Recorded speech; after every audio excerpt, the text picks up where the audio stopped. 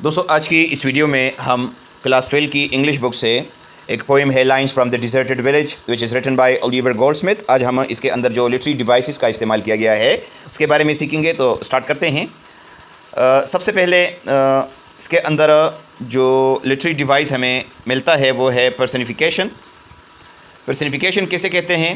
پرسنیفیکیشن gives human qualities to non human things, یعنی ایسی چیزوں کو انسانوں کی خصوصیات دینا جو انسان نہیں ہوتے. اور اس کی ایگزامپل آپ اس لائن میں دیکھ سکتے ہیں. We are smiling spring its earliest visit paid. Spring is described as if it can smile and visit, یعنی جہاں مسکراتی بہار نے اپنی پہلی آمد دی، یہاں پر آپ دیکھ سکتے ہیں کہ موسم بہار کو انسانوں جیسا بنا کر پیش کیا گیا ہے.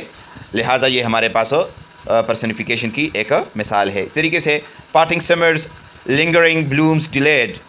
سمر is shown as dealing like a person.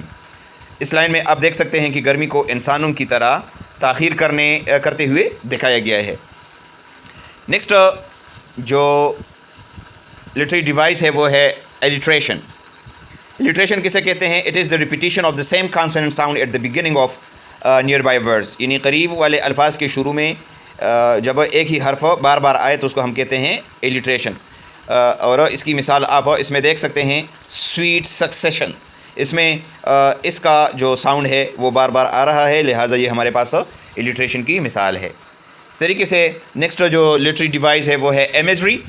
Imagery کسے کہتے ہیں؟ Use of descriptive language to create vivid pictures in the reader's mind, یعنی ایسی زبان استعمال کرنا جو ذہن میں تصویر بنائیں.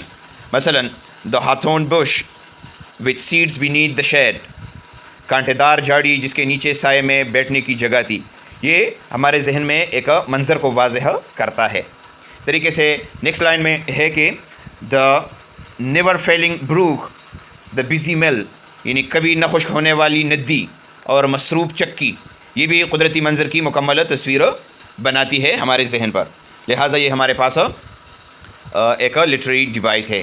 نیکسٹ جو ہے وہ ہے انجیمنٹ، یعنی اس کی ڈیفینیشن ہم اس طرح کر سکتے ہیں کہ when a line of poetry continues into the next without a پاز.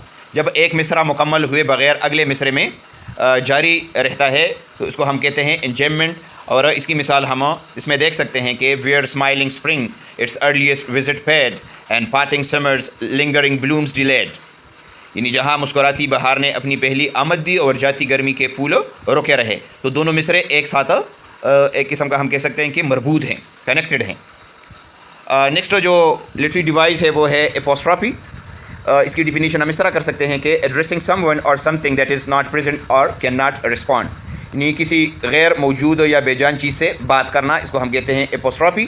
تو اس کی مثال آپ دیکھ سکتے ہیں شاعر کیا کرتا ہے، وہ اپنے گاؤں سے بات کرتا ہے. Sweet Auburn loveliest village of the plain, یعنی اے میرے پیارے آبرن میدان کا سب سے جو پیارا گاؤں ہے اس کی طرف وہ اشارہ کرتا ہے. لہٰذا یہ ہمارے پاس اپوسٹرافی کی مثال ہے. نیکسٹ جو لٹری ڈیوائس ہے وہ ہے کنٹراسٹ، یا اس کو ہم کہتے ہیں جکسٹاپوزیشن. اس کی ڈیفینیشن ہم اس طرح کر سکتے ہیں کہ placing two opposite ideas side by side to highlight differences, یعنی دو الٹ یا متضاد خیالات کو ساتھ ساتھ استعمال کرنا تاکہ اس کے اندر جو فرق ہے وہ ظاہر ہو جائے.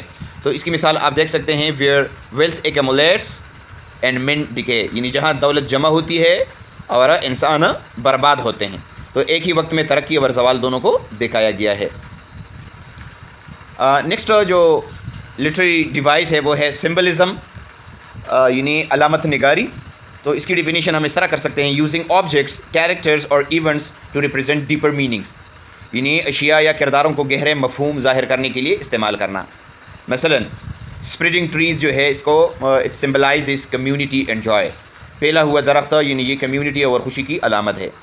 اس طریقے سے bold peasantry represent the strength and pride of the nation, بہادر کسان جو ہے یعنی قوم کی طاقت اور فخر کی علامت کے طور پر اس کو بیان کیا گیا ہے. نیکسٹ جو لٹری ڈیوائس ہے وہ ہے آئرنی، یعنی طنز. اس کی ڈیفینیشن ہم اس طرح کر سکتے ہیں کہ a contrast between what is expected and what actually happens, یعنی جو امید کی جاتی ہے اور جو ہوتا ہے ان کے درمیان فرق کو ہم آئرنی کہتے ہیں. These were thy charms but all these charms are fled، یہ تھے تمہارے حسن مگر اب یہ حسن ختم ہو چکے ہیں. تو خوشی کی جگہ افسوس اور محرومی ہے. نیکسٹ جو لٹری ڈیوائس ہے وہ ہے metaphor. A direct comparison between two unlike things without using like or as. دو مختلف چیزوں کا براہ راست موازنہ بغیر ان الفاظ کے like اور as کے. تو اس کی مثال ہے a breath can make them as a breath has made. تو ایک سانس انہیں بنا سکتا ہے جیسے کہ ایک سانس نے بنایا. طاقت کو سانس سے تشبیہ دی گئی ہے. تو دوستو یہ تھا آج کا ہمارا ٹاپک. امید ہے آپ کو اس کی سمجھ آ گئی ہوگی. پھر بھی کسی بھی جگہ پر آپ کا کوئی سوال ہو تو آپ کمنٹ میں پوچھیے گا, انشاءاللہ میں آپ کو ضرور جواب دوں گا. Thank you for watching. اللہ حافظ.